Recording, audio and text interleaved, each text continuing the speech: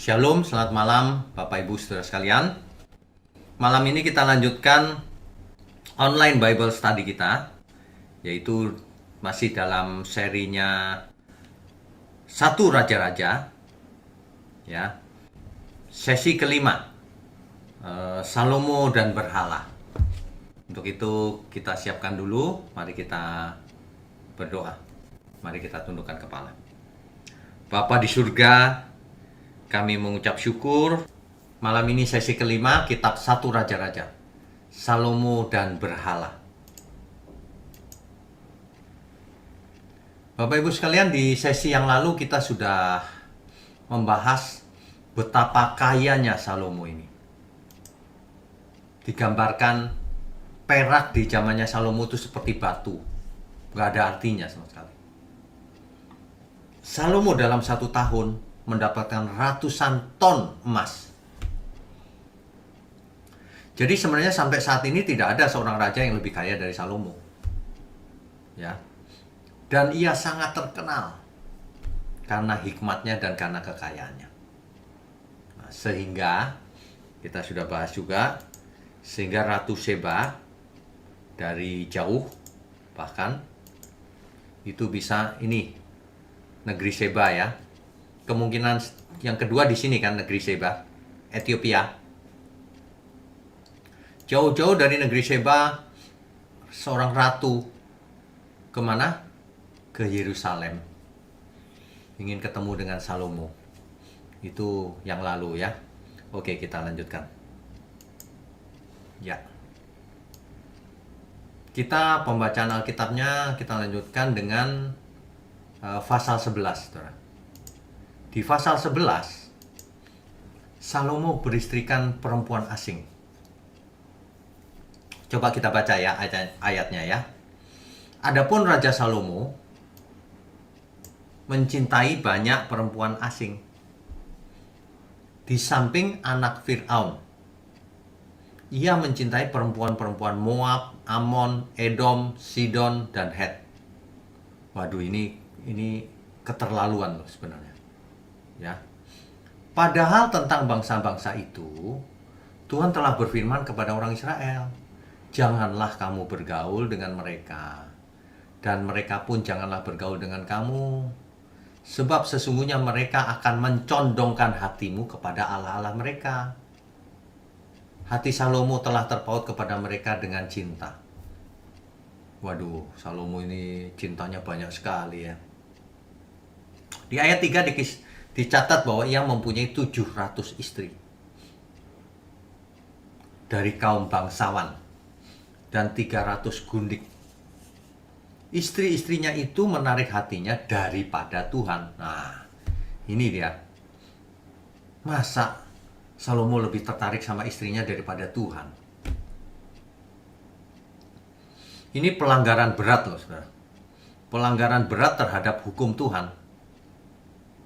Coba kita baca ya di Ulangan 7 ayat 1 sampai 5. Kita baca dulu ya. Ulangan pasal 7 ayat 1 sampai 5.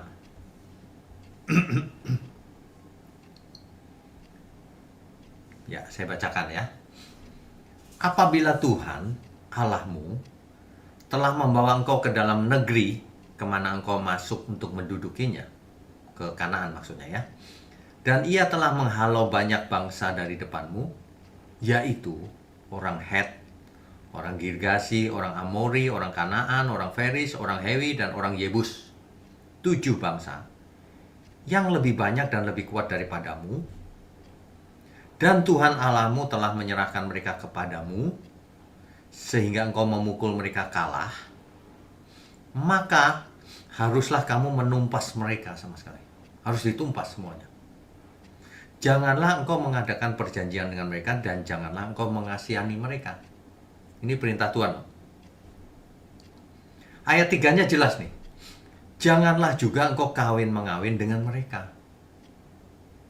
Anakmu perempuan janganlah kau berikan kepada anak laki-laki mereka.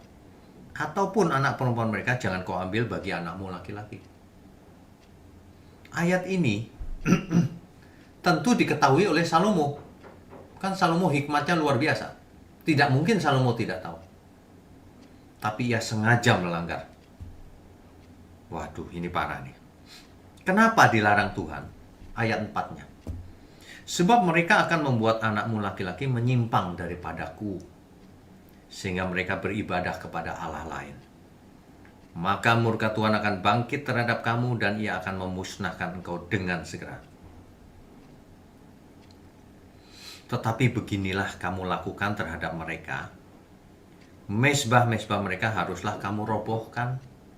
Tugu-tugu berhala mereka kamu remukkan. Tiang-tiang berhala mereka kamu hancurkan, dan patung-patung mereka kamu bakar habis. Ini perintah Tuhan loh. Ya. Tapi Salomo rupanya lebih mencintai istri-istrinya yang orang asing itu. Yang padahal dilarang oleh Tuhan. Ya. Itu dilarang oleh Tuhan loh, saudara. Tapi Salomo berani ya. Ini agak aneh sih sebenarnya. Kita baca Ulangan 17 ayat 17 ya. Ulangan 17 ayatnya yang ke 17. Saya bacakan ya. Juga janganlah ia mempunyai banyak istri, supaya hatinya jangan menyimpang. Emas dan perak pun janganlah ia kumpulkan terlalu banyak. Lah Salomo mengumpulkan tiap tahun ratusan ton emas. Melanggar banget ini Salomo ini. Ini ayat Ulangan 17 ayat 17 ini berlaku untuk seorang raja loh. Dibaca dari ayat sebelumnya nanti. Ya. Seorang raja tidak boleh punya banyak istri. Supaya apa? Supaya hatinya jangan menyimpang. Apalagi istri dari perempuan asing. Nah, jadi begitu, saudara. Jangan sampai firman Tuhan dilanggar terang-terangan, secara sengaja. Gak mungkin Salomo tidak tahu. Ya. Oke, kita lanjutkan dahulu.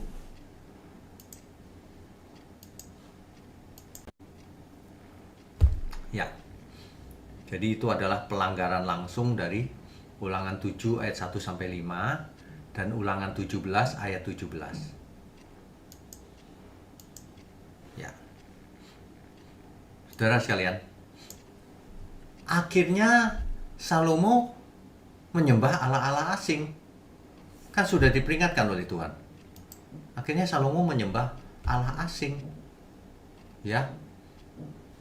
Allahnya orang Amon, Moab, Edom, dan Kanaan ya, tentu saja ya. Sidon. Ini agak aneh sih. Salomo dikatakan orang yang paling bijaksana. Tapi ia secara sengaja melanggar hukum Tuhan. Bayangkan. Jadi jangan pernah seseorang merasa sudah berhikmat lalu lupa diri. Ya. Kita lanjutkan dulu. Ya. Ayat 4-nya begini. Sebab pada waktu Salomo sudah tua, istri-istrinya itu mencondongkan hatinya kepada allah-allah lain. Ilustrasinya di gambar kiri nih, saudara. Jadi Salomo mempersembahkan korban bakaran kepada berhala-berhalanya istri-istrinya ini. Ya. Sehingga ia tidak dengan sepenuh hati berpaut pada Tuhan Allahnya seperti Daud ayahnya. Demikianlah Salomo mengikuti Asitoret. Asitoret itu adalah dewinya orang Sidon. Dan mengikuti Milkom, dewa kejijikan sembahan orang Amon. Dan Salomo melakukan apa yang jahat di mata Tuhan. Dan ia tidak dengan sepenuh hati mengikuti Tuhan seperti Daud ayahnya. Oke, kita lanjutkan ya. Ya. Kita baca terus, saudara. Karena ini ayatnya padat. Jadi kita mesti baca urut. Pada waktu itu, Salomo mendirikan bukit pengorbanan bagi Kamos dewa kejijikan sembahan orang Moab. Waduh, lengkap saudara. Semua dewa disembahnya. Semua bahkan, bukan cuma satu. Di gunung di sebelah timur Yerusalem dan bagi Molok. Molok juga dewa kejijikan sembahan bagi orang Amon. Dewa Molok ini adalah yang terkenal dengan ritualnya mengorbankan anak kecil. Anak kecil dikorbankan untuk dewa Molok. Ini dewanya Bani Amon. Ya. Aneh ya, Salomo bahkan menyembah semua dewa, bukan cuma satu. Demikian juga dilakukannya bagi semua istrinya, orang-orang asing itu, yang mempersembahkan korban ukupan dan korban sembelihan kepada allah-allah mereka. Salomo bukannya melarang istri-istrinya, malah dia ikut. Sebab itu, Tuhan menunjukkan murkanya kepada Salomo. Sebab hatinya telah menyimpang daripada Tuhan, Allah Israel, yang telah 2 kali menampakkan diri kepadanya. Sebelumnya kan Tuhan Allahnya Israel menampakkan 2 kali kan kepada Salomo. Di sesi yang lalu kita sudah bahas. Dan yang telah memerintahkan kepadanya dalam hal ini supaya jangan mengikuti allah-allah lain. Akan tetapi ia tidak berpegang pada yang diperintahkan Tuhan. Waduh, ini akibatnya ini, saudara. Tuhan akan mengoyakkan kerajaannya. Jadi kerajaannya nggak akan utuh lagi, akan dipecahkan oleh Tuhan. Ya. Ayat 11, lalu berfirmanlah Tuhan kepada Salomo, oleh karena begitu kelakuanmu, yakni engkau tidak berpegang pada perjanjian dan segala ketetapanku yang telah kuperintahkan kepadamu, maka sesungguhnya aku akan mengoyakkan kerajaan itu daripadamu dan akan memberikannya kepada hambamu. Perhatikan Bapak Ibu. Jadi kerajaannya akan dipecah lalu diberikan kepada hambanya Salomo. Hanya pada waktu hidupmu ini aku belum mau melakukannya, oleh karena Daud ayahmu. Jadi Tuhan ingat Daud tidak dipecahkan sewaktu Salomo masih hidup. Dari tangan anakmu lah aku akan mengoyakkannya. Nanti anak Salomo itu kerajaannya pecah gitu. Ya. Namun demikian, kerajaan itu tidak seluruhnya akan kukoyakkan daripadanya. Satu suku akan kuberikan kepada anakmu. Nah, oleh karena hambaku Daud dan oleh karena Yerusalem yang telah kupilih. Satu suku aja yang diberikan kepada anaknya Salomo.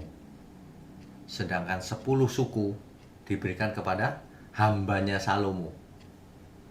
Ya, perhatikan itu. Oke, kita lanjutkan. Ya. Jadi makanya Tuhan membangkitkan musuh-musuh bagi Salomo. Musuh yang pertama adalah namanya Hadad. Hadad ini keturunan Raja Edom. Kan dahulu Raja Daud membasmi Edom kan? Semua laki-laki dibunuh di Edom. Rupanya ada yang lolos, saudara. Hadad ini lari ke Mesir rupanya. Ya. Hadad ini lari ke Mesir dan baik dengan Fir'aun, Raja Mesir. Nah, suatu hari ia mendengar bahwa Daud dan Yoab, panglimanya Daud, sudah mati. Lalu ia minta izin kepada Fir'aun untuk kembali.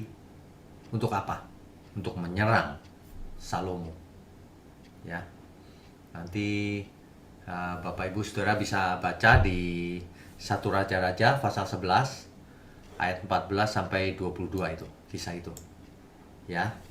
Nah, musuh kedua daripada Salomo adalah Rezon bin Elyada. Ini juga sama.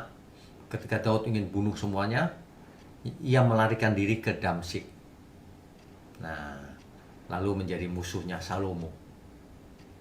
Yang istimewa adalah yang ketiga, Yerobeam bin Nebat, pegawainya Salomo, hambanya Salomo. Tuhan memberikan 10 suku kepada Yerobeam.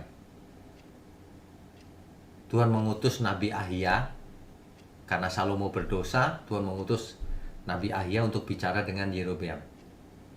Bahwa 10 suku akan ikut kau. Kau akan jadi rajanya. Nah, tapi 1 suku akan jadi ikut raja anaknya Salomo. Sesuai dengan janji Tuhan, firman Tuhan tadi. Ya. Jadi Yerobeam ini sebenarnya pegawainya Salomo, hambanya Salomo. Tapi Tuhan berikan 10 suku supaya Yerobeam menjadi raja. Ya. Nah, di ayat 34 sampai 40 pasal 11 masih di situ dikisahkan bahwa ternyata firman Tuhan terjadi, bahwa kerajaan Salomo dikoyakkan sejak anaknya, bukan sejak di zamannya Salomo. Anaknya yang mana? Yaitu Rehabeam namanya. Hanya 1 suku, yaitu suku Yehuda, yang diperintah oleh Rehabeam. Suku-suku yang lain memberontak kepada Rehabeam. Ya. Sehingga Yerobeam akan dibunuh akhirnya. Ya. Tapi Yerobeam melarikan diri ke Mesir, kepada Raja Mesir, Sisak. Tinggal di sana sampai kapan? Sampai Salomo mati.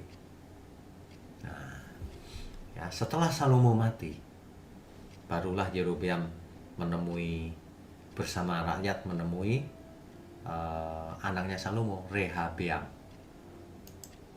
Oke. Jadi ini adalah Yerobeam yang melarikan diri dari Yerusalem ke Mesir, di Memphis ya. Itu rutenya begitu. Yerobeam melarikan diri karena mau dibunuh oleh Salomo kan. Oke, kita lanjutkan ya. Ya. Ayat 41 sampai 43. Akhirnya Salomo mati, Saudara. Ya.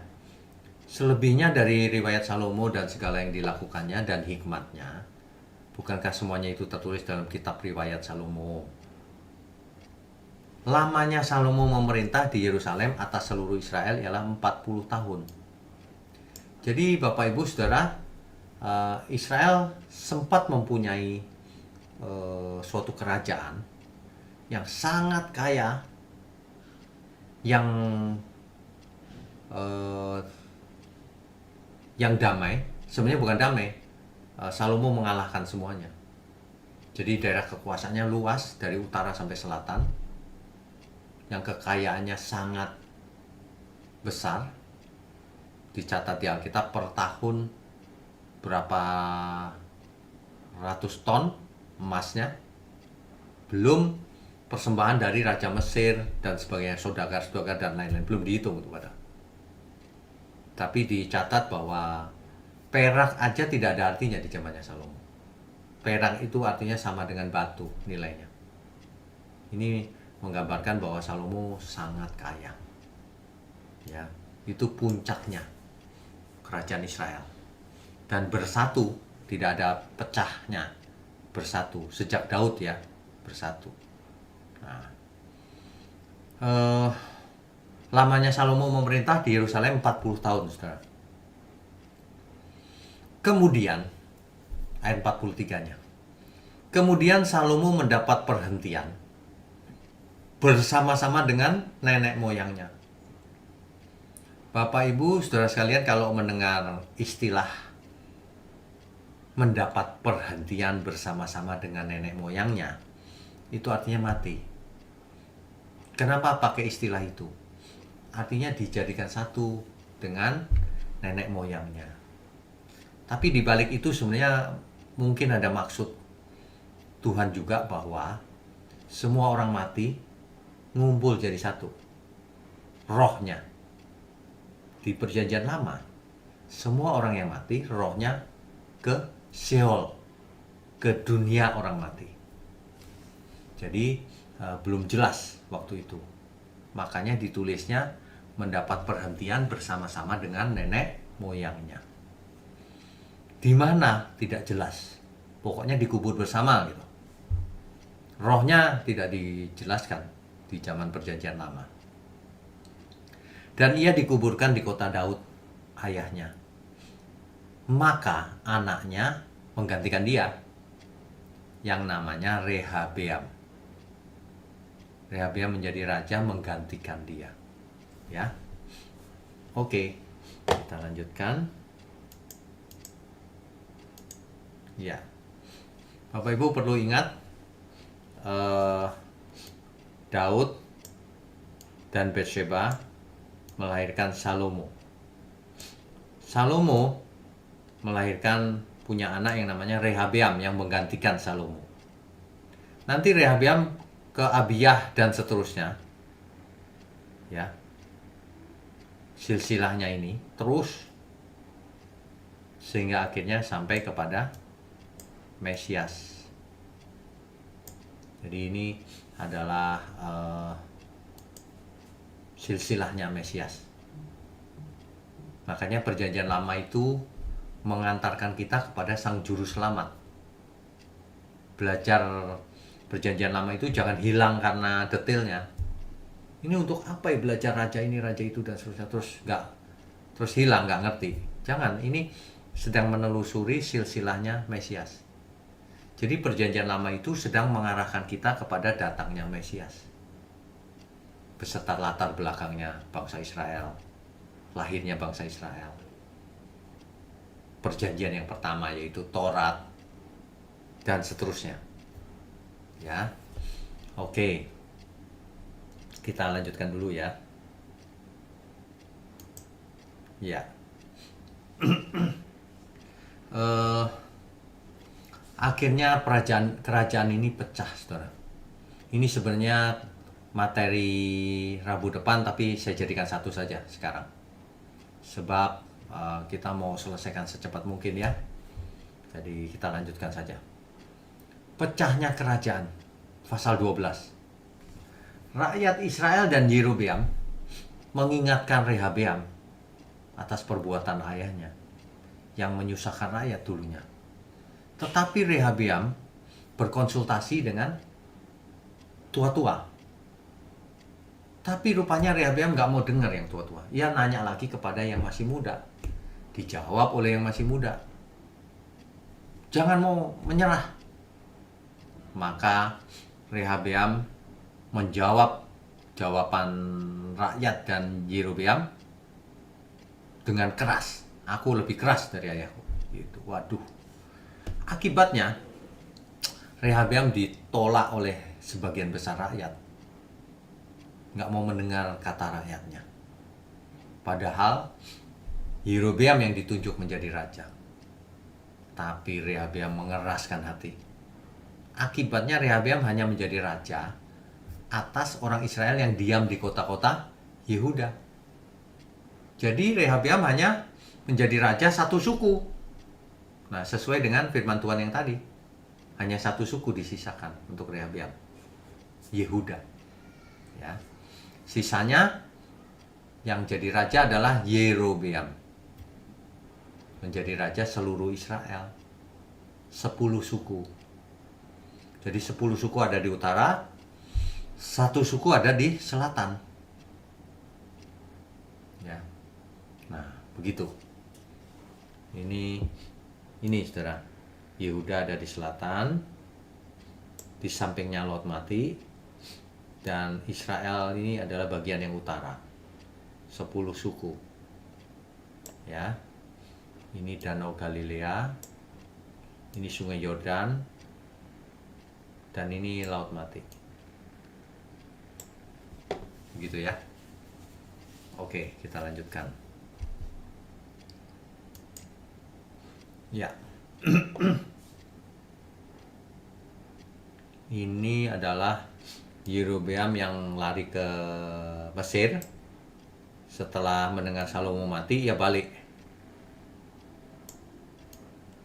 Nah, ia balik itulah yang tadi itu. Ia beserta rakyat menghadap Rehabeam. Tapi Rehabeam lebih keras, tidak mendengar nasihat ini, ya. Oke, kita lanjutkan. Ya. Rehabeam ingin menyerang Yerobeam. Sebab Yerobeam kok 10 suku lebih besar gitu. Jadi Rehabeam merencanakan ingin menyerang Yerobeam.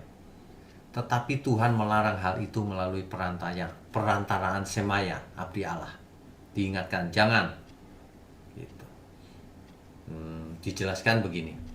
Beginilah firman Tuhan, janganlah kamu maju dan janganlah kamu berperang melawan saudara-saudaramu, orang Israel. Pulanglah masing-masing ke rumahnya, sebab akulah yang menyebabkan hal ini terjadi.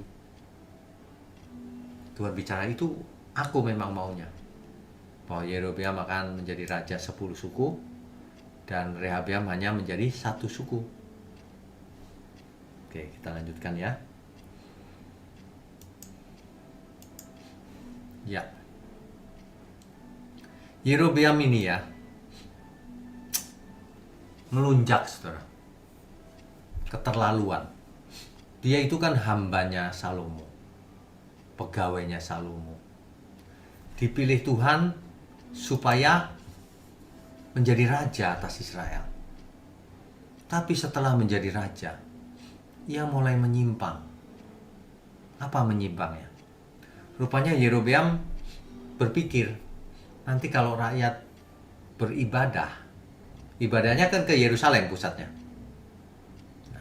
Nanti kalau rakyat beribadah ke Yerusalem, karena Bait Allah ada di Yerusalem kan, ke rumah Tuhan, mungkin mereka akan kembali ke Rehabeam.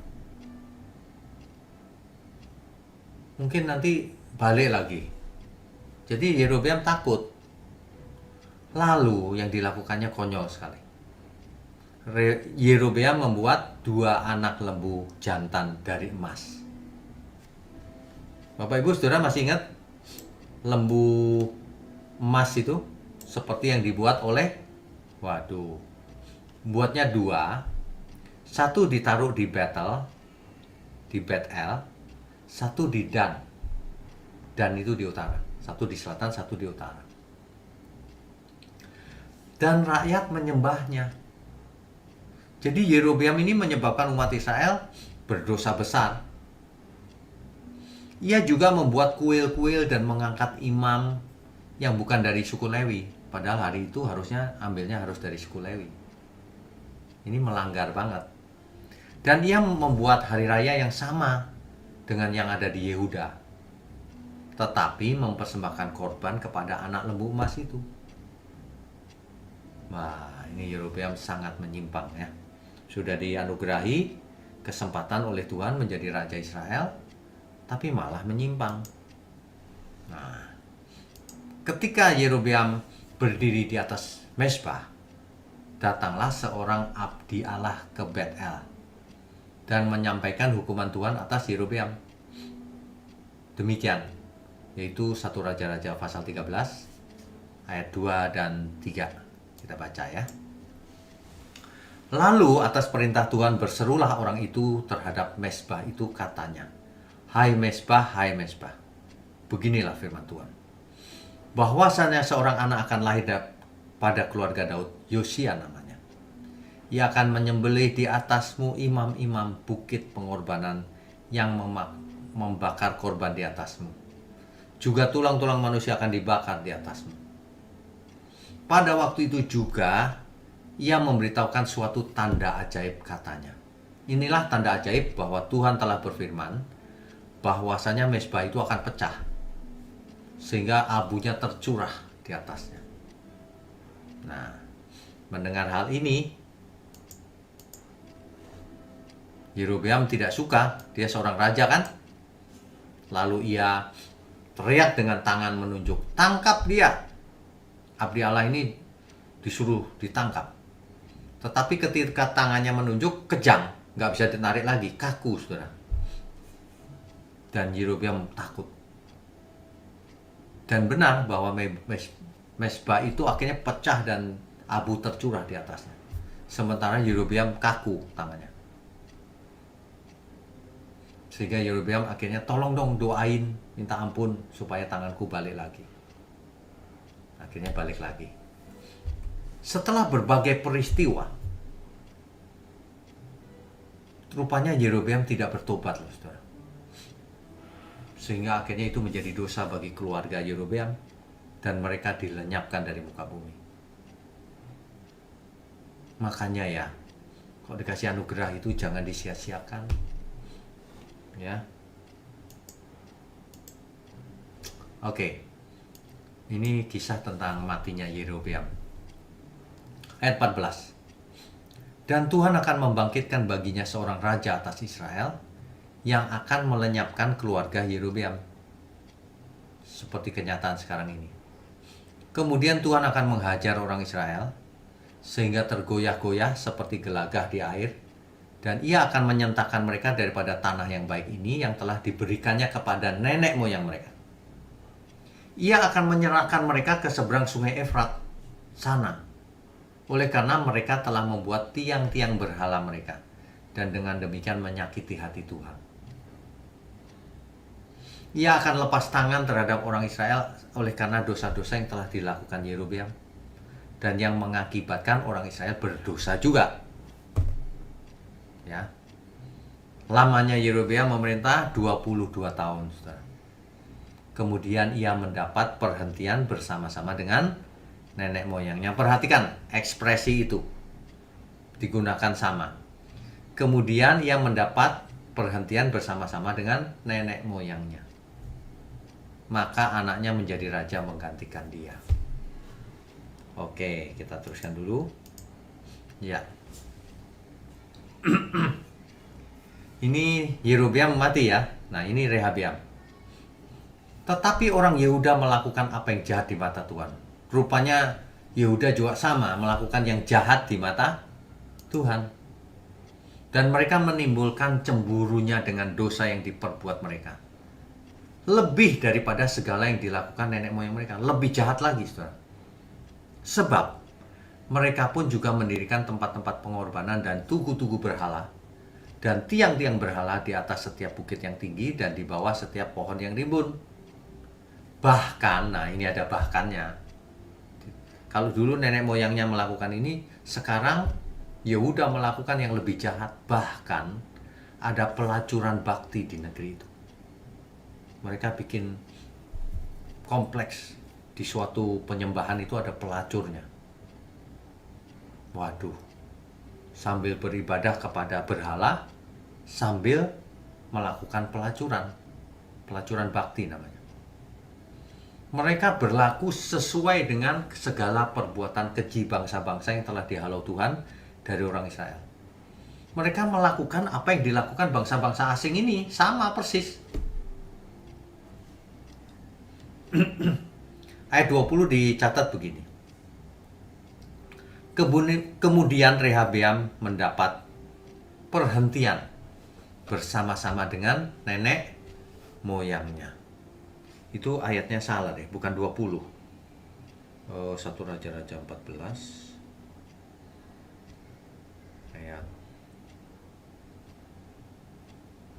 Ayat 31 harusnya. Bapak Ibu Saudara, ini bukan 20 ya, yang benar 31.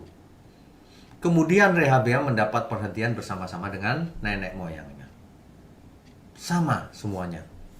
Jadi mendapat perhentian artinya mati. Tapi kenapa bersama-sama dengan nenek moyangnya? Ini secara tidak langsung juga menjelaskan bahwa semua orang rohnya ketika mati ke Sheol atau Hades. Dan ia dikuburkan di samping nenek moyangnya di kota Daud. Nama ibunya ialah Naamah, seorang perempuan Amon. Maka Abiam anaknya menjadi raja menggantikan dia. Ya. Abiam anaknya menjadi raja menggantikan dia. Oke, kita lanjutkan. Akhirnya kekayaan Salomo itu dirampas, saudara. Yang kaya sekali. Ayat 25 ya. Tetapi pada tahun kelima zaman Raja Rehabeam, majulah Sisak. Kalau saudara ingat, tadi itu Sisak itu yang Yerobeam yang Hadad lari ke Mesir. Nah, itu rajanya namanya Sisak. Nah, majulah Sisak raja Mesir menyerang Yerusalem. Rehabeam dikalahkan oleh raja Mesir, Sisak ini, Fir'aun. Ia merampas barang-barang perbendaharaan rumah Tuhan. Waduh, semua yang ada di rumah Tuhan dirampas, saudara. Dan barang-barang perbendaharaan rumah raja, semuanya dirampasnya. Ia merampas juga segala perisai emas yang dibuat Salomo. Tragis, Bapak Ibu. Ayat 27, sebagai gantinya Raja Rehabeam membuat perisai-perisai tembaga. Tadinya emas, sekarang tembaga. Tragis ya. Yang dipercayakannya kepada pemimpin-pemimpin bentara yang menjaga pintu istana raja. Ini kemunduran yang sangat besar terhadap kerajaan. Oke, kita lanjutkan. Ya, jadi nanti Rabu depan bukan ini temanya. Ini sudah kita selesaikan barusan. Jadi kerajaan itu terpecah akhirnya. Jadi dahulu ketika Daud menjadi raja, saudara pasti ingat ya. Daud menjadi raja hanya untuk suku Yehuda. Sisanya anaknya Saul yang memerintah. Jadi sejak itu ada istilah Israel dan Yehuda. Rupanya ini terjadi terus sampai akhirnya Rehabeam yang di utara disebut Israel, yang di selatan tetap Yehuda. Ya, yang di selatan Rehabeam maksud saya, yang di utara 10 suku Yerobeam. Ya, jelas ya ini ya, sesuai dengan firman Tuhan. Anak Salomo yaitu Rehabeam, kerajaannya dikoyakkan. 10 suku dikasih ke hambanya Salomo, yaitu Yerobeam.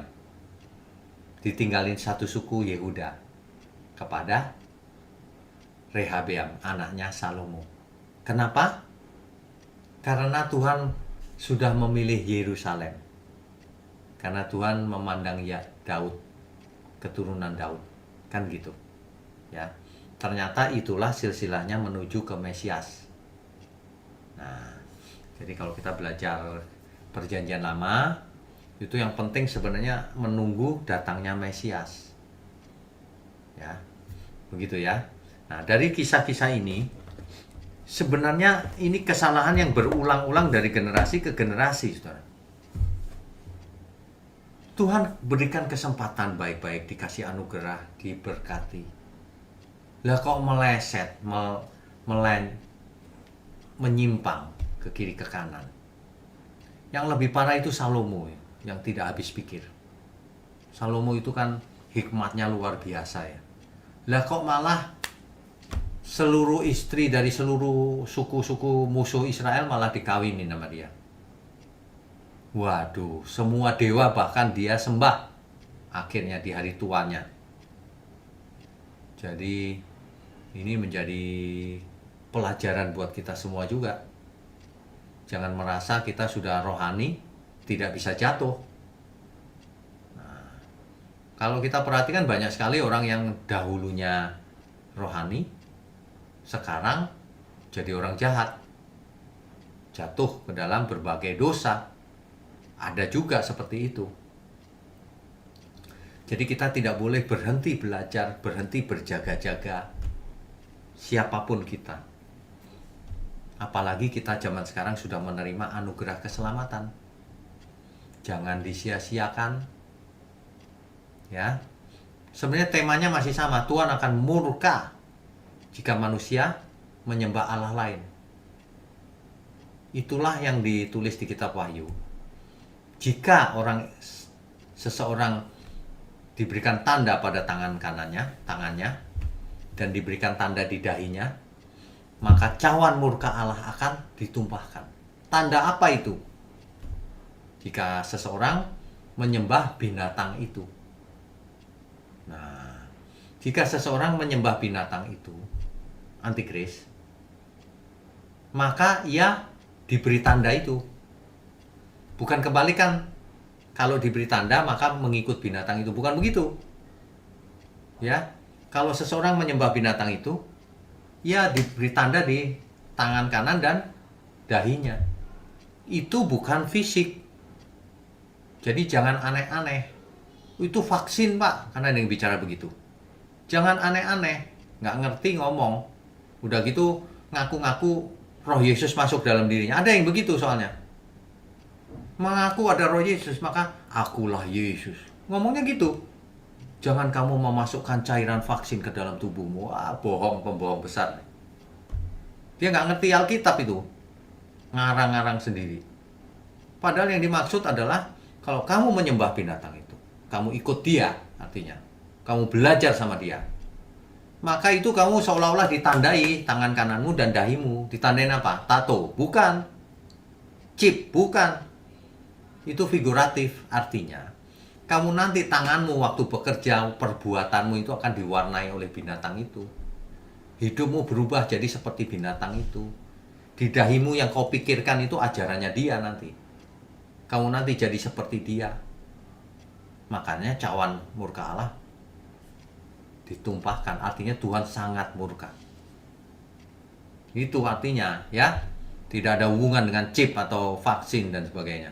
Tato, barcode, nggak ada. Mungkin diantara kita ada yang bertanya atau berkomentar, ini bagaimana sih Israel ini kok mengulang kesalahan yang sama terus? Membuat patung, menyembah dewa-dewa Kanaan, nanti dihajar Tuhan, tobat lagi, kumat lagi nanti. Kenapa sih begini terus? Lah, saudara, jangankan umat Israel, manusia zaman sekarang juga sama kok. Dikasih tahu jangan cinta Mamon, masih cinta Mamon juga. Dewanya namanya lain sekarang, Mamon. Banyak orang begitu. Sudah dikasih tahu, kamu mengasihi aku nggak, kata Tuhan. Kalau mengasihi, kamu pasti melakukan seluruh perintahku. Kan itu jelas banget. Masih saja melanggar tuh, banyak orang sengaja berbuat dosa. Sama kan? Jangan kita, Israel kenapa gitu? Ya sama manusia sekarang, kenapa kok begini? Nggak mau bertobat. Nurut aja nggak mau. Kalau kita nurut saja firman Tuhan, pasti Tuhan berkenan. Lah kok banyak yang nggak mau nurut, selingkuh ke kiri ke kanan, tidak jujur, korupsi, macam-macam. Itu menjadi pertanyaan juga sampai hari ini. Jangankan Israel, zaman sekarang juga sama, apa bedanya? Iya kan? Makanya kalau kita mengerti kebenaran, jangan cuma mengerti, kita hidup menurut kebenaran itu, sehingga kita tidak gampang jatuh ke dalam dosa. Itu maksudnya, ya. Amin ya. Jadi kalau kita belajar perjanjian lama, tarik hikmatnya, jangan begitu. Kan sudah dikasih tahu, jangan ngulang-ulang kesalahan yang sama. Di perjanjian baru makanya banyak sekali mengutip perjanjian lama. Kamu jangan seperti Esau, seliranya rendah. Kamu jangan seperti istri Lot, menoleh ke belakang, dibilang nggak boleh menoleh. Iya kan?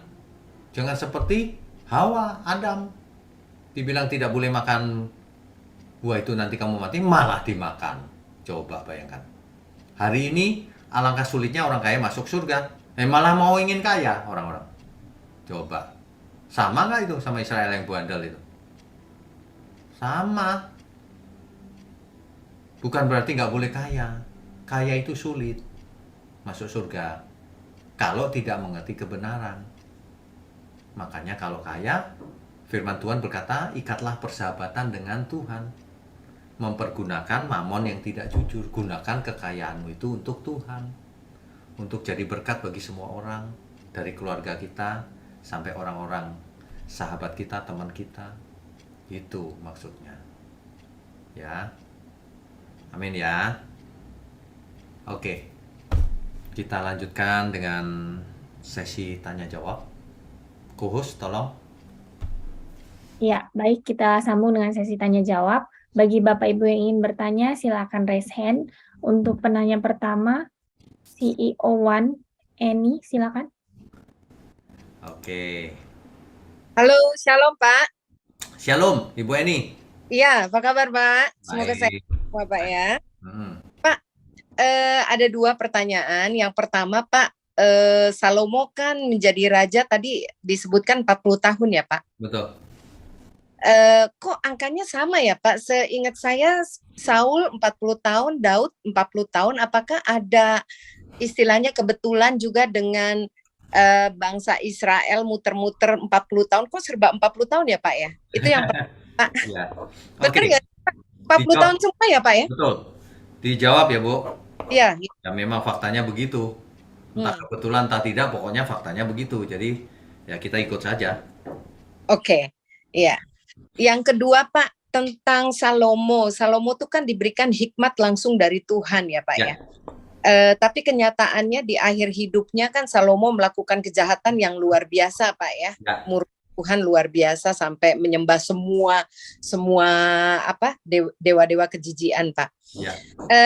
Waktu itu Bapak pernah sampaikan dan saya ingat Salomo sendiri walaupun dia jago hikmat Pak, ada dua hal yang dia nggak bisa mengerti. Yang pertama, yang ular berjalan tidak pakai kaki Pak ya. Yang kedua adalah laki-laki saat jatuh cinta Pak. Ya. Apa memang istilahnya Salomo punya poin yang kedua di mana dia tuh sangat mudah jatuh dan dia tidak bisa kontrol. Apa seperti itu Pak ya? Sehingga dia Kelihatannya mungkin begitu, Bu. Kelihatannya. Kan dicatat di ayatnya itu eksplisit loh. Salomo mencintai istri-istrinya. Waduh, istrinya orang asing kok dicintai. Padahal dilarang oleh Tuhan, kan begitu. Jadi rupanya Salomo nggak bisa kontrol. Iya, seperti Lebih kayak menghargai, daging ya, gitu lebih kan. memandang istrinya lebih penting daripada Tuhan. Kan dicatat tuh. Iya, iya. Gitu. Kan ada juga Paulus kan Pak bilang Pak sebenarnya dia tuh nggak boleh, tetapi kadang-kadang yang jahat itu yang dia lakukan gitu kan Ya. Pak. Ya. Apa mungkin Salomo juga sebenarnya bergumul akan masalah itu, tetapi dia tidak bisa menguasainya. Apa seperti itu ya Pak ya? Mungkin saja, tapi tidak dicatat di Alkitab. Saja seperti itu. Tapi yang pasti semua orang sama. Ada natur dosa. Oh, itu bahaya sekali itu. Jadi kalau apa? Mana tadi? Sebentar. Jadi di kitab Amsal itu ditulis demikian. Ada 3 hal yang mengherankan aku. Kan Amsal ditulis oleh Salomo tuh. Iya. Amsal 30 ayat 18. Ada 3 hal yang mengherankan aku. Bahkan ada 4 hal yang tidak ku mengerti. Ada 4. Jalan Raja Wali di udara. Bagaimana burung bisa terbang itu? Jalan ular di atas cadas. Kok bisa di atas cadas yang licin ular kok bisa jalan? Nggak ada kakinya. Jalan kapal di tengah laut. Kok bisa di atas air nggak tenggelam? Dan jalan seorang laki-laki dengan seorang gadis. Nah, ini dia. Itu. Banyak orang kan tersandungnya di situ tuh. Iya, iya, iya. Jadi dia sebenarnya sesungguhnya mungkin di hati nurani dia sendiri dia tahu itu nggak benar ya Pak. Saya rasa ya, nggak mungkin nggak tahu dong. Pasti Iya, iya kan. Dia tahu Taurat Pak. Iya. Dia melanggar tapi dia nggak kuasa natur dosa kedagingannya dia yang lebih menguasai itu kali Pak ya. Iya betul. Betul. Oke. Ya Pak. Terima kasih Pak. Oke, Tuhan berkati. Tuhan berkati Pak. Iya, baik. Selanjutnya Bapak Neko, silakan Pak. Pak Neko, silakan. Dari Surabaya ini.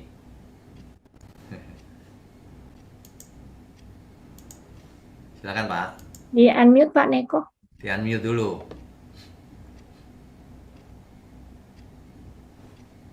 Di unmute dulu Pak. Saya bantu ya. Ya, shalom Pak. Shalom. Puji Tuhan, baru bergabung Ya. malam hari ini. Ya. Puji Tuhan, ada sesuatu yang sangat luar biasa. Dan saya melihat tentang penjelasan dari Raja Salomo. Ya. Bagaimana Raja Salomo akhirnya jatuh dalam dosa perzinahan dengan wanita-wanita asing. Ya. Ini yang barusan saya akan tanyakan, tetapi ternyata sudah dijawab oleh Pak Wigno bahwa ternyata hati nuraninya Salomo sudah membatu atau sudah mati. Sehingga hikmat yang dari Tuhan itu tidak bisa mempengaruhi kehidupan Salomo di dalam menentukan pasangan hidupnya. Seperti itu ya, Pak ya? Jadi begini, Tuhan berikan hikmat, bukan berarti lalu Salomo seperti komputer yang diprogram terus jadi kaku, nggak bisa bikin salah, bukan. Salomo masih Hmm, punya kedagingan, hmm, natur dosa, nah itulah yang menggerakkan dia menyimpang terlalu jauh. Karena ada ya, seorang laki-laki kalau sudah tertarik dengan wanita itu, waduh itu sudah bahaya itu. Apalagi ini ya, 700 Pak, tambah betul. 300 sama dengan Ya, 300, 1000 700. ya Hmm, gitu. Saya Oke, sarankan Pak Neko juga mulai dari awal Pak serinya Kitab Kejadian. Ada banyak iya hal Pak. yang luar biasa di sana. Nanti saya akan cari ke belakang. Terus Nanti yang kedua, linknya Pak, nanti linknya saya berikan deh biar gampang carinya. ya, terima kasih. Yang kedua, Pak, Ya, kalau boleh, yang kedua saja, dua pertanyaan. silakan. Silakan. Ada sesuatu yang menarik dari silsilah kerajaan semenjak Daud jatuh di dalam dosa, Ya, kemudian melahirkan Salomo, sampai kepada karya penebusan Kristus atau kelahiran Kristus. ya, Saya melihat barusan juga dijelaskan bahwa Rehabeam ya. adalah dilahirkan dari Naama yang merupakan wanita Amon. Amon. Ya, Ya. Nah, saya melihat bahwa ternyata silsilah dari semenjak Daud sampai kepada Tuhan Yesus ini dipenuhi dengan wanita-wanita asing betul. ataupun orang-orang yang tidak di dalam koridor orang-orang yang kudus di hadapan Tuhan. Betul. Kira-kira ada makna apa di balik ini semua untuk kehidupan kita, orang-orang percaya saat ini, Pak? Oke. Ini Terima kasih. pertanyaan sangat bagus. Kira-kira apa maknanya? Nah, yang pertama, artinya Tuhan bisa memakai jalur manapun, termasuk orang asing. Jika manusianya itu merespon dengan benar. Bisa. Itu maknanya apa? Artinya kita tidak boleh membeda-bedakan. Oh ini asing, ini kafir, ini nggak boleh. Tuhan saja memakai kok. Makanya di perjanjian baru Tuhan langsung kasih tahu dengan praktek. Ya bicara dengan seorang perempuan Samaria. Padahal perempuan Samaria itu dijauhi oleh orang Yahudi ketika hari itu.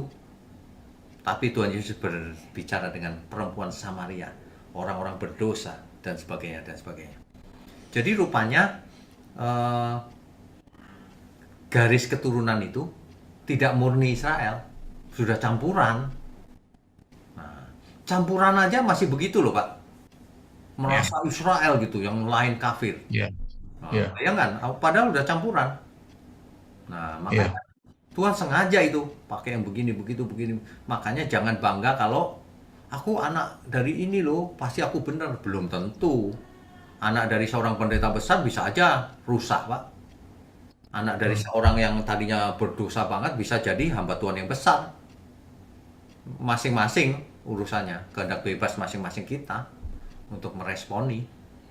Jadi tidak Ya. tergantung dari keturunan. Makanya istilah bibit, bebet, bobot itu saya tidak setuju.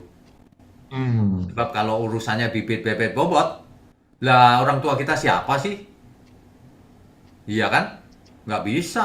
Perempuan Amon aja dipakai untuk silsilah. Nah, istilah bibit, bebet, bobot itu harus ditempatkan pada tempatnya. Gitu loh. Nggak boleh dihantam secara generalisasi. Dibuat umum. Semua orang pasti begitu. Enggak. Lihat-lihat kasusnya. Gitu, Pak. ada nggak kira-kira hubungan korelasi dengan ayat di dalam Perjanjian Baru yang menyatakan bahwa kita adalah cabang liar yang dicangkokkan pada tunas asli yang penuh getah itu tadi, Pak? Sudah pasti ada. Yang tunas asli, cabang aslinya itu kan Israel, Pak. Nah, cangkokannya itu di luar Israel. Gitu. Itu artinya. Nggak ada masalah, Pak. Nanti termasuk kita Cangkokan ya, mau apa, nggak masalah. ya. Termasuk kan kita orang-orang yang percaya saat ini, maksudnya seperti itu ya, Pak? Betul. Oke. Tetapi Tuhan Yesus berkata begini. terhadap orang-orang Yahudi zaman itu. Orang Yahudi bilang, aku kan anak Abraham. Tapi Tuhan berkata, anak Abraham adalah orang yang hidup menurut iman. Bukan yang secara genetik adalah keturunan Abraham. Jadi cangkokan itu nggak masalah, tetap anak Abraham. Israel yang sebenarnya itu orang percaya. Gitu. Oke, Ya.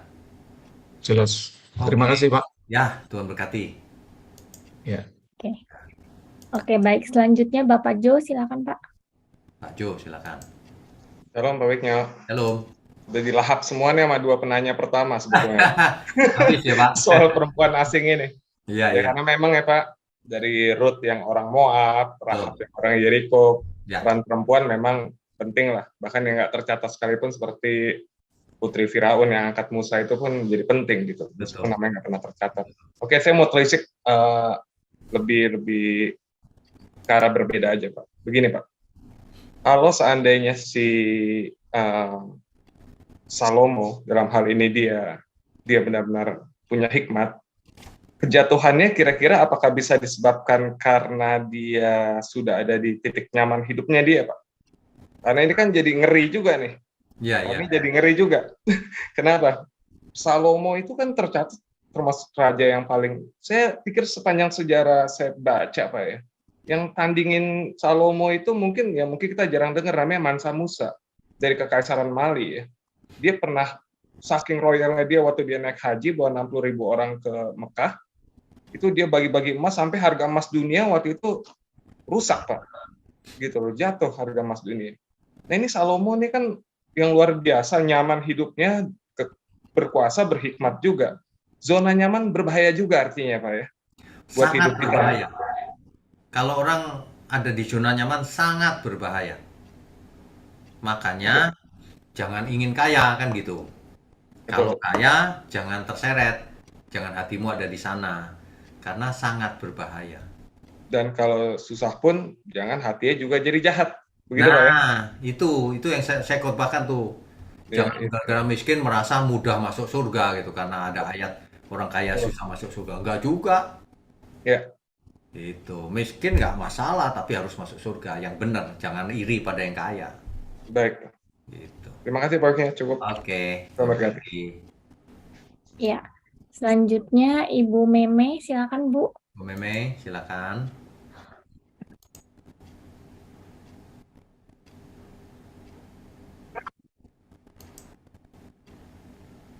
Ya, Bu Meme silakan. Halo Pak Wikno, Shalom. malam. Oh, maaf ya Pak, kameranya saya off dulu sebab Ya. di sini lagi tandem. Oke. Nggak apa-apa. Iya, terima kasih Pak.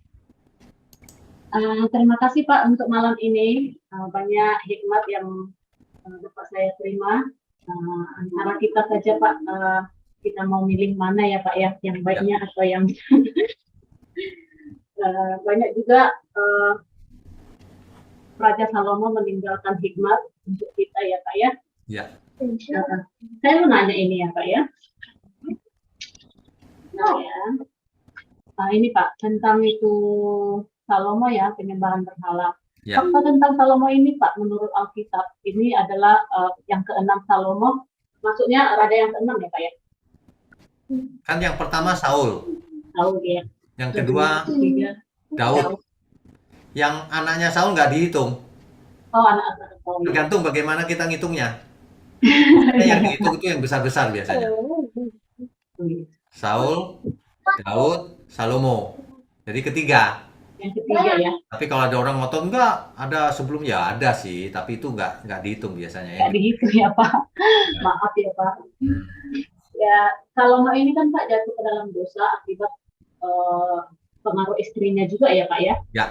Yang merupakan para penyembah berhala. Ya. Sekalipun Salomo ini diberkati oleh Tuhan sedemikian dengan hikmatnya dan kekayaannya melebihi raja-raja lain ya Pak. Ya. Namun sayangnya juga di kemudian hari Salomo jatuh ke dalam dosa, penyembahan berhala serta meninggalkan Tuhan ya Pak ya. Ya. Ini sangat menyedihkan lah. Ya, Terus saya mau tanya ini ya Pak.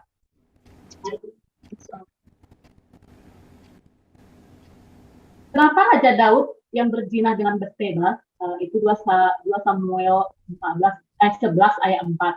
Ya. Tidak dihukum mati. Padahal yang tertulis di Imamat 20 ayat 10, kekudusan umat Tuhan, Pak. Kudusnya umat Tuhan. Saya ambil aja itu.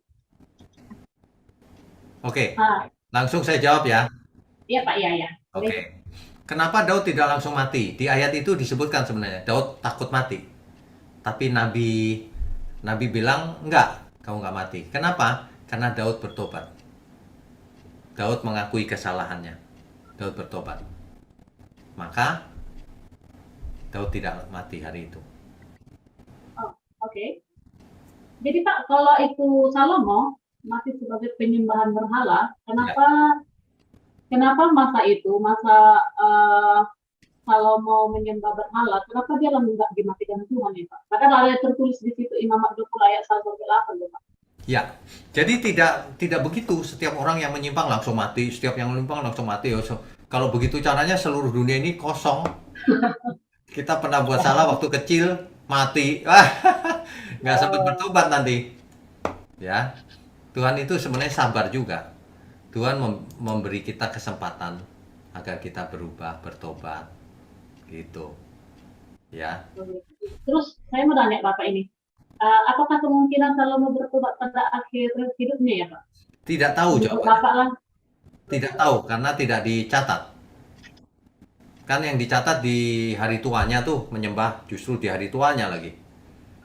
Tapi kita nggak tahu apakah akhirnya bertobat lagi atau tidak tahu. Oke, Pak. Padahal ayahnya itu Daud kan tertulis di Alkitab, Pak. Iya. Ya, bertobat. Iya. Ini Salomo Salomo tidak, tidak ya, Pak, ditulis. ya? Oh ya gitu ya, Pak. Iya Pak, terima kasih Pak. Nah, oke, Tuhan berkati. Shalom, Tuhan berkati. Ya. Oke, berikutnya. Ya, selanjutnya Bapak Payaman, silakan Pak. Pak Payaman, silakan. Shalom, selamat malam Pak. Shalom, selamat malam.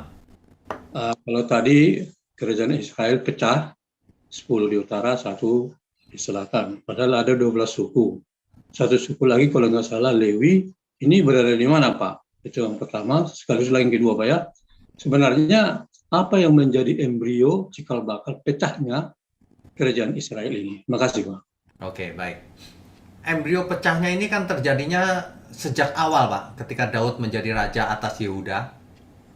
Ya, di utara kelompoknya Saul, yang Yehuda kelompoknya Daud. Nah, rupanya mengelompoknya selalu begitu. Seluruh suku dan Yehuda. Selalu begitu rupanya. Nah, ketika ini pecahnya karena itu tadi Tuhan menunjuk Yerobeam menguasai 10 suku. Tapi rupanya Rehabeam keberatan. Nah, akibatnya rakyat memberontak, ya pecah jadi 2. Itu ceritanya begitu, Pak. Rakyatnya memberontak, Pak, terhadap Rehabeam. Jadi bermula dari kerajaan Daud Pak ya. Ya. Jadi mengelompoknya rupanya begitu. Nah, suku yang satu lagi yang kemana? Kemungkinan itu Benyamin, Pak. Suku Benyamin itu kan sangat kecil. Kalau Bapak ingat di sesi-sesi yang lalu kan, suku Benyamin pernah berbuat jahat sekali itu, Pak. Sehingga dimusnahkan tinggal 600 orang. Mau dimusnahkan lagi tapi nggak jadi, ya nggak deh, ini saudara kita juga. Nah, jadi sangat kecil, nggak dihitung, Pak. Gitu. Oh. Ya, makasih Pak. Selamat malam. Oke, selamat malam. Tuhan berkati. Oke, selanjutnya Bapak Jeffrey atau Ibu Rini, silakan. Iya, selamat malam Pak Wiknyo. Selamat malam. Saya ada 3 pertanyaan Pak, Ya. tapi ya satu-satu aja. Satu dulu, satu. Agak menyimpang Pak. Oh, Iya, ini yang mana nih? pertama ini Ya, silakan.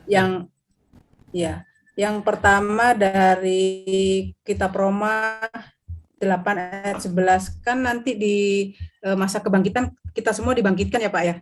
Dan yang membangkitkan roh di sini kan, dan jika roh Dia yang telah membangkitkan Yesus dari antara orang mati diam di dalam kamu, telah membangkitkan Kristus Yesus dari antara orang mati, akan menghidupkan juga tubuhmu yang fana itu oleh rohnya yang Ya. diam di dalam kamu. Itu berarti Roh Kudus ya Pak ya? Betul.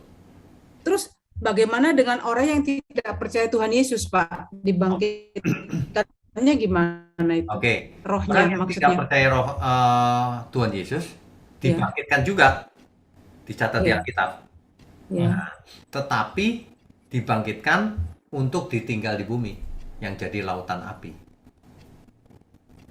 Maksudnya roh yang membangkitkan juga sama-sama dengan Roh Kudus itu ya, Pak? Pasti tidak ada roh lain lagi. Pasti. Oke. Tapi kualitasnya Oke. beda. Ya. Oh, iya Pak, kualitas. Beda. Iya, makasih Pak. Pertanyaan kedua Pak, Oke. ini masalah doa Pak. Bagaimana kalau ada orang berdoa, apakah Alkitabiah dengan tutup bungkus dengan kuasa darahmu, rumahku, pekerjaanku dan bla bla bla gitu Pak? Apakah itu Alkitabiah Pak? Sebenarnya itu kan bahasa ya. Tutup bungkus itu maksudnya kayak kertas bungkus kan, Iya. bukan itu maksudnya. Maksudnya adalah Iya, supaya perlindungan iya. Tuhan ada pada kita, kan gitu ya. Nah, Iya. nggak ada masalah sih. Kan memang kita harus berdoa minta perlindungan sama Tuhan, bukan sama yang lain. Nggak ada masalah. Yang jadi masalah adalah kalau hal itu menjadi rumus. Pokoknya tiap doa gitu pokoknya. Nggak ada yang penting yang lain, yang penting itu. Nah, itu jadi salah. Kita kebenaran harus Oke, Pak. utuh. Yang utama adalah karakter kita dibenahi. Yang Oke, Pak. utama adalah hidup kudus. Nah, soal doa minta perlindungan ya memang harus doa sama Tuhan, nggak masalah itu. Begitu ya. Oke, Pak. Oke. Ya, terima kasih. Yang ketiga ini kan lagi suka rame ada masalah orang indigo ya Pak ya. Terus Indigo, ada ya. indigo healer. Itu Ya. apa termasuk dukun apa Alkitabiah nggak ya Pak? Indigo healer itu? Begini, segala sesuatu yang tidak jelas, jangan kita untung-untungan, coba-coba dan sebagainya. Nggak usah Iya. ikutan. Menurut saya nggak usah ikutan. Sebab, Walaupun itu ada yang indigo healer orang percaya loh Pak. Gimana itu? ya, jangan ikut-ikutan. Oh gitu ya Pak. Ya. Oke. Saya ada seorang teman yang bisa lihat roh jahat. Ya. Ya, dari kecil dia bisa lihat roh jahat. Ya, kan, ya bukan salah dia dong. Tapi jangan praktek sebagai dukun. Nah, indigo ya indigo, tapi nggak usah praktek, nggak usah apa. Kalau menggunakan begitu, tanda tanya itu. Nggak usah ikutan. Oke Pak. Terima kasih Pak Weknya. Saya cuma mau ingatkan Selamat ada malam. roh Allah yang maha tinggi dalam diri kita. Nggak usah takut apapun. Roh itu jauh lebih besar dari siapapun apapun. Jadi nggak usah takut. Oke, Pak. Indigo dan sebagainya, setan lewat juga nggak masalah. Iya. Iya. Oke Pak. Terima Oke, kasih. semangat, Tuhan berkati. Terima kasih semangat. Terima kasih. Tuhan berkati Pak. Berikutnya, Ya, selanjutnya Ibu Kristina, silakan Bu. Bu Kristina, silakan. Ya, Ya Bu, Shalom Pak. shalom. Sudah ya? Ya. Sudah. Pertanyaan saya dua, yang satu mungkin agak nyimpang nanti Pak. Ya. Saya kan nih pendamping ya Pak, perlindungan perempuan dan anak, dan saya selama 15 tahun ini mendampingi selalu kasus perceraian KDRT gitu. Ya. Nah ini kan di firman Tuhan pun dari perjanjian lama sampai perjanjian baru tuh, kenapa si laki-laki ini yang selalu suka berselingkuh gitu? Kira-kira apa ya Pak penyebabnya? Oke. Penyebabnya adalah natur dosa, Bu. Perdagingan Biarpun dia orang percaya termasuk hamba Tuhan Pak. seorang hamba Tuhan, dagingnya masih ada natur dosa, Bu. Jadi kalau ia tidak menguasainya, ya ia jatuh. Tapi sebagai catatan tambahan, yang selingkuh bukan cuma laki-laki, Bu. Perempuan Iya. banyak selingkuh. Iya, tapi kebanyakan yang saya tangani bahkan beberapa tahun lalu saya tangani hamba Tuhan Pak malahan. Jadi Ya. 2 hamba Tuhan. Jadi tapi saya enggak masukkan proses ke hukum karena di sisi lain bukan saya menutupi gitu Pak. Setidaknya kan kita coba berapa gelintir gitu loh. Kok terus ada hamba Tuhan yang selingkuh, yang dia ini gitu kan, malu gitu loh Pak. Ya, Nah itu ya. Terima kasih Pak. Yang kedua gini, saya kan gagal menikah dan mantan saya menikah lagi dan ada anak saya di sana, otomatis kan tidak ada mantan mertua ya Pak. ya, Baru mertua saya itu waktu saya jadi menantu di sana karena mereka orang Chinese, ya, dari Konghucu akhirnya percaya Yesus karena saya begitu kan Pak. Tapi karena saya ditinggal menikah sama anaknya, sampai hari ini saya nggak menikah lagi, sudah 18 tahun. Kemarin meninggal, Pak. Gitu. Nah, dia kan anak Tuhan, meninggal totalnya siapa, karena ya Pak, Yang meninggal siapa? mertua. Oh, oke. Terus? Nah, dan dia kan Kristen, Pak, sampai akhir hidupnya. Ya. Tapi karena mantan saya itu kan dia masuk Muslim, Pak. Ya. Terus akhirnya karena dia di akhir hidupnya dia pengen ikut anaknya gitu kan, Pak. Ya. Sebenarnya ikut anak-anak saya semua gitu. Tapi dia meninggal terus dialakan akhirnya dia di Muslim gitu loh, Pak. Ya. Disembayangin cara Berapa? Muslim. Apakah dia selamat atau tidak? Itu sih. Terima kasih, Pak. Oke. Jadi sebenarnya ketika seseorang meninggal, caranya nggak penting. Oh, Mau dikremasi, mau disembayangin cara apapun, bukan salah dia. Dia meninggal, bukan maunya dia kan. Jadi yang dihakimi oleh Tuhan adalah ketika ia hidup. Khususnya posisi terakhir. Jadi Alkitab berkata, karena setiap orang harus menghadap tahta pengadilan Kristus untuk mempertanggungjawabkan apa yang diperbuatnya selama ia hidup, baik di mata Tuhan atau jahat di mata Tuhan. Itu aja sih. Jadi kalau soal mati, mau dikremasi atau disembayangin cara apapun, itu nggak pengaruh sama sekali. Ya, karena kan Bapak tahu ya, kalau orang Cina atau orang Tenglang itu kan dia keluarganya itu, karena mantan saya itu kan anak tunggal, Pak. Jadi otomatis anak-anak mertua itu kan ikut anak-anak saya gitu. Nah, semua akhirnya nyerang saya gitu. Kamu didik anak seperti apa sih kok akhirnya ikut papahnya dia, terus akhirnya dimasukkan ke Muslim gitu. Tapi saya tahu waktu itu mertua kan baru seminggu ikut anaknya gitu loh, Pak. Selebihnya kan dia ikut anak saya. Nah, yang membuat saya gimana ya kira-kira gimana dengan mertua ini ya, selamat apa enggak gitu, Pak. Terima kasih, Pak. Tuhan Yesus berkati. Oke, Tuhan berkati. Berikutnya silakan. Oke. Selanjutnya Bapak Gius Setiawan, silakan Pak. Pak Gius Setiawan, silakan. Ya, selamat malam Pak Bigno. Malam. Saya mau bertanya, apakah Salomo itu pesakitan, Pak? Dia tuh punya penyakit seksual gitu, Pak. Hyperseks, Pak. Sampai dia itu banyak istri-istrinya. Sebab gini, Pak ya, ada yang saya kenal, yang saya tahu, ya, dia itu tidak tahan, Pak, kalau nggak melakukan hubungan dengan itunya ya. Jadi dia tuh setiap hari teh begitu, Pak. Ya, mengerti. Yang pertama, Salomo ini tidak dicatat apakah dia hyper atau tidak. Itu yang pertama ya. Jadi kalau kita mengatakan begitu bisa aja asumsi atau memang benar, kita nggak tahu. Yang kedua, ia punya istri banyak itu karena perjanjian antara negara, Pak. Jadi karena semua dalam penaklukan Salomo, semua memberi upeti kepada Salomo. Upetinya berupa emas dan sebagainya, termasuk perempuan untuk dijadikan istri atau gundik. Ini budaya zaman itu loh, Pak. Nah, yang menjadi salah adalah ketika Salomo lebih cinta istri-istrinya daripada Tuhan. Ketika Salomo akhirnya menyembah seluruh istri-istrinya yang punya dewa itu, dewa-dewa istrinya, nah itu jadi salah. Kalau cuma poligaminya mungkin belum tentu salah di zaman itu ya. Kalau zaman sekarang ya pasti salah, gitu loh. Nah, zaman sekarang nggak boleh sama sekali poligami. Tapi salahnya ini parah. Salomo lebih cinta istrinya dan menyembah dewa-dewa, dewa-dewi istrinya itu. Nah, kalau itu salah, Pak. Oh. Ya, Pak. Terima kasih, Pak. Tuhan berkati. Oke, Tuhan berkati. Ya, selanjutnya Bapak atau Ibu Frankie Dewi, silakan. Malam, Pak Wisnyo. Selamat malam, Ibu. Pak, sebelumnya minta maaf ya videonya, saya tutup supaya ini lancar. Ya, oke, nggak apa-apa. Silakan. Ini Pak, mungkin kalau kami mencermati yang pembahasan malam ini ya Pak ya, tentang hikmat, kok kayaknya hikmat dengan karakter itu sangat berhubungan ya Pak. Sangat. Karena gini, kan Salomo itu kan penuh dengan hikmat. Tapi sayang, karakternya itu kayaknya not good gitu loh Pak. Jadi jatuh lagi di hal yang sama gitu.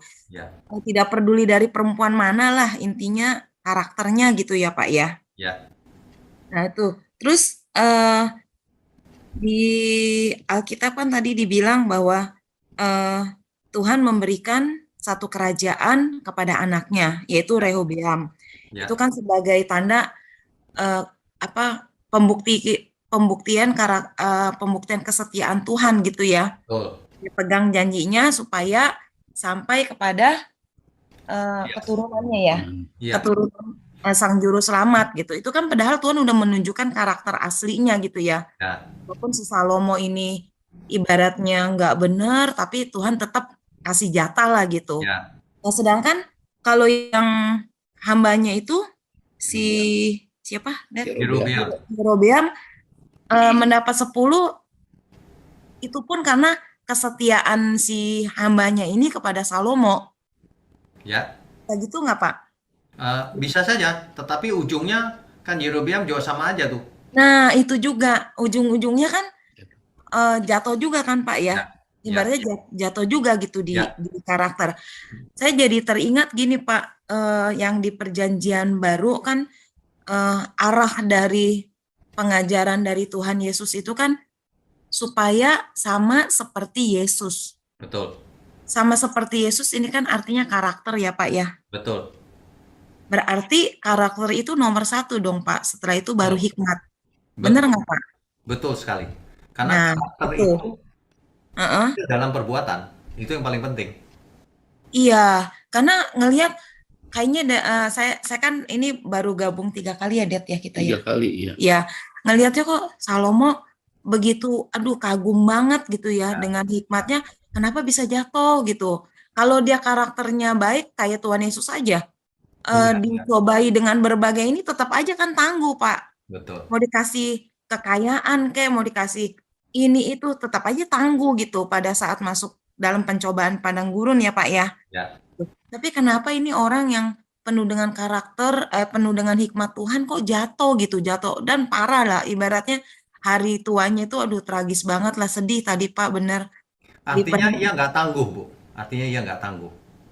Iya, iya benar. Nah terus terus sama satu lagi nih Pak. Saya tertarik sama kisahnya si hambanya Salomo nih. Yerobeam.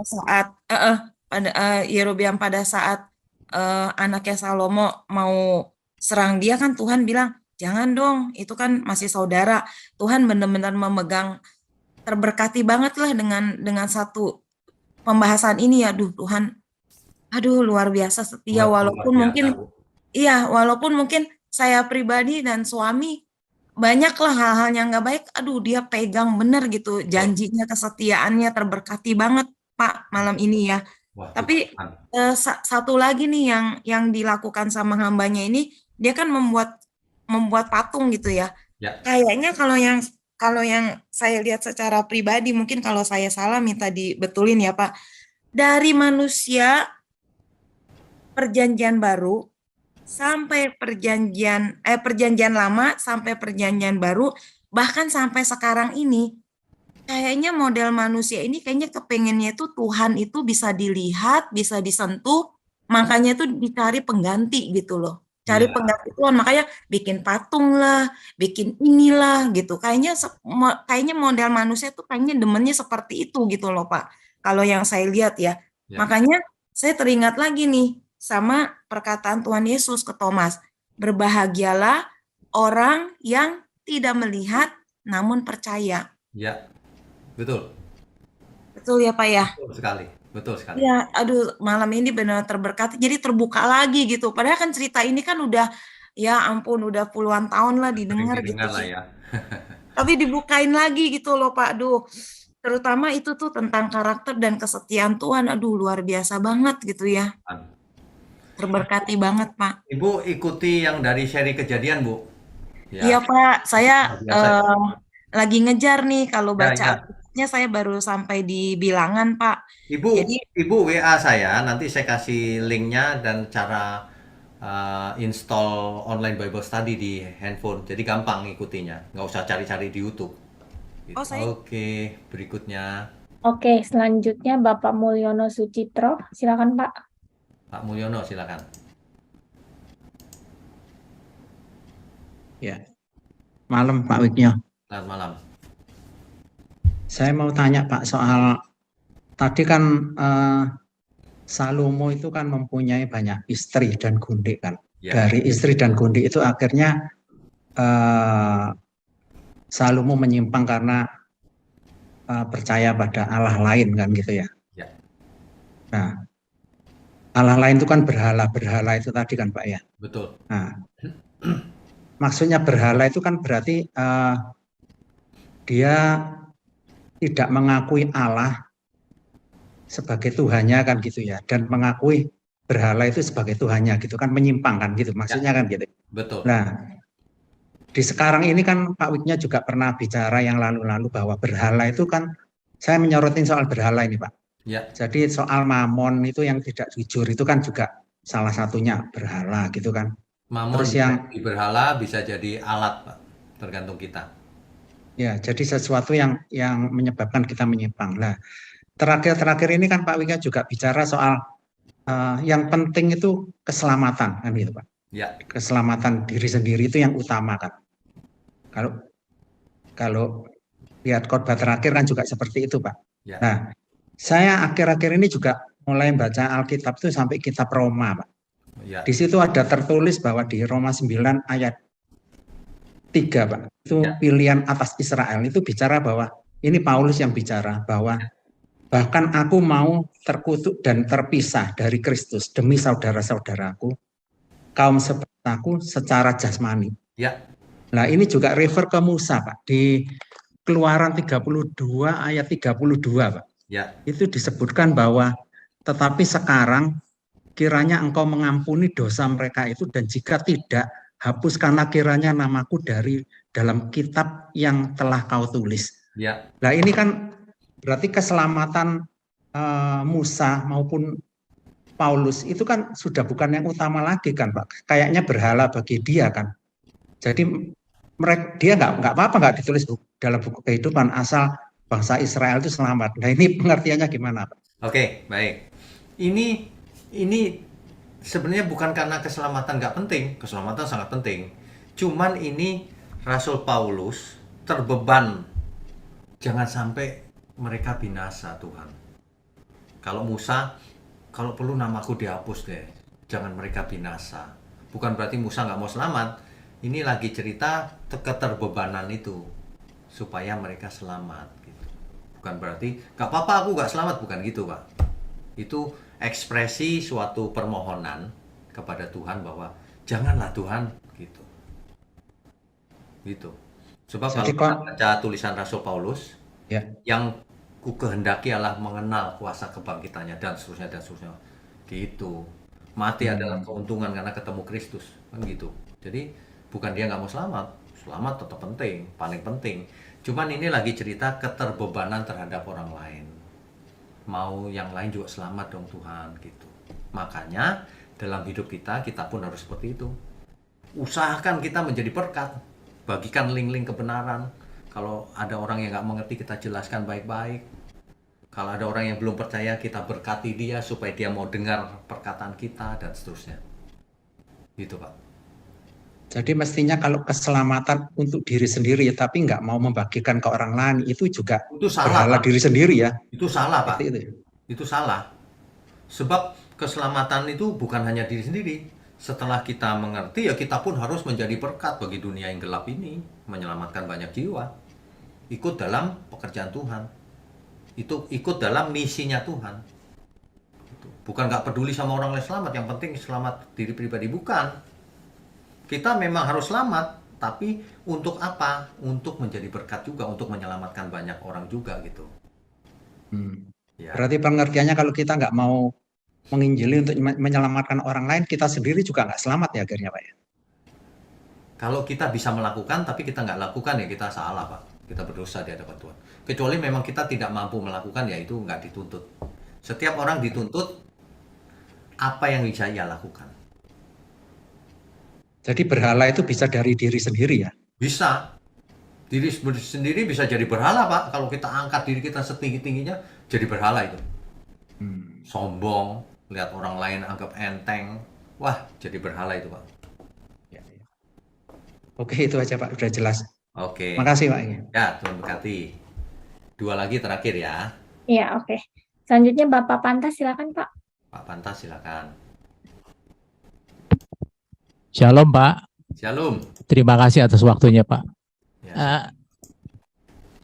Hasil penjelasan Bapak dari 3 raja Israel, yaitu masalah Saul, Daud, dan Salomo. Saya melihat, mungkin nggak tahu salah atau tidak, Salomo adalah raja yang menurut saya sangat gagal ya Pak. Nah, Salomo diberikan hikmat yang begitu besar dari Tuhan, sampai dia sebelum jatuh, Tuhan juga mengingatkan supaya dia jangan banyak istri dan juga jangan banyak harta. Betul. Tapi dia tetap jatuh. Ya. Kalau kita kaitkan situ, kejatuhan dia itu harta, tahta, dan wanita ya Pak. Iya benar. Nah, kalau kita kaitkan dengan zaman sekarang Pak, salah tidak kalau kita tuh sekarang masih juga diberikan hikmat oleh Tuhan melalui firman Tuhan, salah tidak Pak? Oh, sangat benar Pak. Justru banyak orang tidak mengerti. Orang melihat Salomo hikmatnya lebih besar dari kita. Enggak. Umat perjanjian baru lebih hebat dari Salomo. Betul. Kenapa? Karena firman kebenaran sudah utuh. Amin. Makanya Tuhan Yesus berkata begini, dulu orang benar, nabi, Pak, ingin mendengar yang kau dengar. Mereka nggak iya, dengar. Salomo juga nggak dengar. Kita mendengar. Iya Pak. Gitu. Nah, pertanyaan saya di konteks kehidupan gini loh Pak. Ya. Kita diberi hikmat melalui firman Tuhan. Betul. Tapi kita juga masih mencari itu loh Pak. Maaf ya Pak. Harta dan tahta. Mungkin kalau dalam wanita itu dalam tanda kutip ya Pak. Untuk merespon itu supaya kita nggak jatuh dari dua hal itu tuh kayak gimana ya Pak? Kalau boleh. Intinya adalah begini, bukan tahtanya yang salah, bukan hartanya yang salah, tapi motivasi manusianya yang salah. Kalau khotbah bahkan kepada anak muda begini Pak, jangan nggak punya uang, harus punya uang yang banyak, kerja keras yang sukses, tapi pakai semuanya untuk Tuhan. Nah itu baru beres. Nah artinya kita harus banyak uang, tapi untuk menolong orang. Kalau kita nggak punya uang, bagaimana kita mau nolong orang, Pak? Nah, makanya Alkitab itu hebat. Iya, Pak. Orang kaya sulit masuk surga. Kenapa? Karena hatinya ada di situ, di hartanya itu. Iya, Pak. Sementara itu di ayat yang lain, pergunakanlah, bersahabatlah dengan Tuhan, mempergunakan mamon yang tidak jujur. Iya, Pak. Itu. Jadi Tuhan tidak anti kekayaan. Ini bukan soal kaya, bukan soal miskin. Iya. Ini soal untuk apa. Itu dijelaskan dalam suatu perumpamaan tentang talenta, Pak, oleh Tuhan Yesus. Betul. Tuhan Yesus beri talenta setiap orang. Talenta itu apa? Bukan bakat. Bukan ya, Pak. Itu bisa berupa tahta, bisa berupa harta, iya, Pak. bisa berupa bakat, bisa berupa apa saja yang ada di diri kita. Untuk apa? Nah, itu maksudnya. Oh, gitu, Pak. Baik, Pak. Baik, Pak. Makanya ibadah yang sejati itu mempersembahkan hidup. Nah, hidup yang bagaimana? Yang kudus dan berkenan. Berkenan itu menyenangkan Tuhan. Itu, Pak. Jadi yang intinya firman Tuhan tuh harus kita hidupi dalam hidup kita masing-masing ya, Pak. Betul. Begitu juga dalam rumah tangga maupun dalam pekerjaan ya, Pak. Betul. Jadi gitu, Pak. Harta tahta nggak masalah, gunakan untuk Tuhan. Cuman kalau itu banyak banget, iya, Pak. hanya orang jatuh. Iya, terjerubat, Pak ya. Iya. Baik, Pak. Ya, oke. Baik, Pak. Terima kasih ya, Pak. Tuhan berkati, Pak. Terakhir. Yang terakhir Ibu Jen, silakan Bu.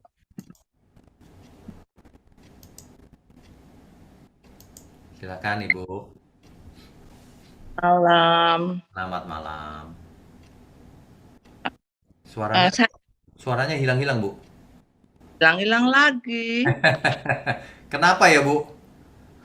Tahu nih, padahal biasanya kalau sama Zoom yang lain nggak kenapa-napa. Nah, sekarang ini lancar nih.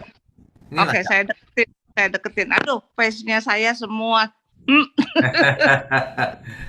Ya, silakan, Bu. Saya deketin Bapak sekitar 2 bulan. Masih baru. Ya, berasa terberkati sekali. Mungkin, I don't know. Kita ini pagi di sini.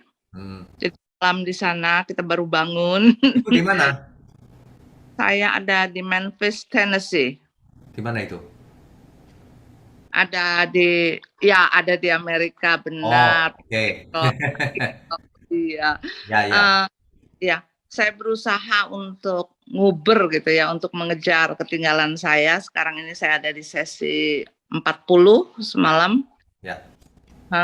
Pertanyaan saya hari ini adalah mengenai, mungkin akan agak panjang jawabannya, tapi saya bersedia untuk menunggu kalau Bapak berencana untuk membahas hal ini mengenai predestination dan dosa keturunan. Oke. Itu Ibu punya WA saya nggak? WhatsApp? Ya. Ada karena ya? itu Pak tadi kan berkata-kata Tuhan menentukan, dengan kata lain Tuhan bilang keturunanmu, ya kan? So, ya itu pertanyaan saya mengenai dosa keturunan. Ibu nanti WA ke saya, langsung saya balas. Itu sudah pernah berkali-kali saya khotbahkan. Predestinasi, takdir, dunia bukan panggung sandiwara, dan seterusnya.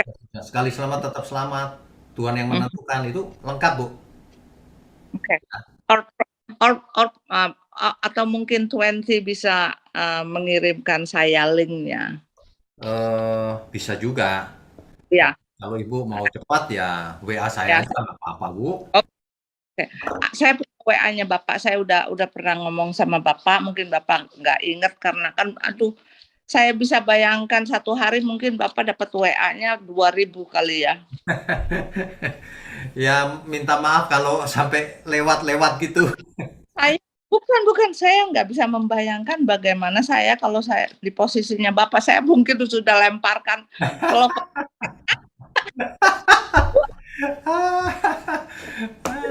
Tapi biasanya saya usahakan kok, untuk itu. Saya sangat proud, bangga, sangat berterima kasih kalau Bapak bersedia menyediakan waktunya seperti ini. Saya sangat tergugah dengan pelayanan Bapak, itu saya sangat-sangat tergugah. Ya, puji Tuhan. Dan puji Tuhan ya, saya belajar banyak sekali. Yang paling saya itu selalu gini, Bu, pada akhirnya segala sesuatu di dunia ini itu akan tidak ada artinya. Itu yang saya selalu ingat waktu Bapak we did talk. Ya. Ya. So, itu yang selalu saya pegang. Jadi segala sesuatunya, waktu kita sakit hati, waktu kita rasa anak kok kurang ajar, waktu kita berasa kok ini terjadi gitu.